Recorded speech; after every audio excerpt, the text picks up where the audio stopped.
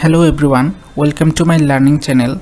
In this video, I will show you how you can check your block list in your group. So let's start. From your profile, first you have to visit your group. Here it is, groups. I am clicking on this option.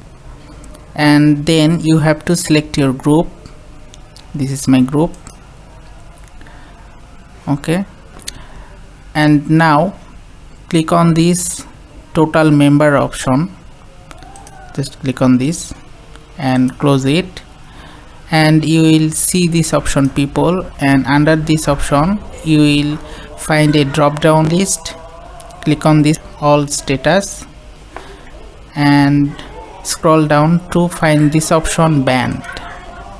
Now you can see the list of blocked user in this group, and if you want to unblock this user, click on this three dot and simply click on this option remove banned. In the second part of this video, I will show you how you can check the block user from your Android mobile phone. In order to check the block user in your group, first you have to go to your group. For this, click on your profile icon and then click on this option group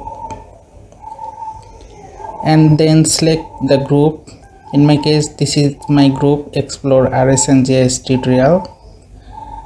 You have to tap on this option 641 members. Click on this and scroll down to find this option people, and then click on this option see all.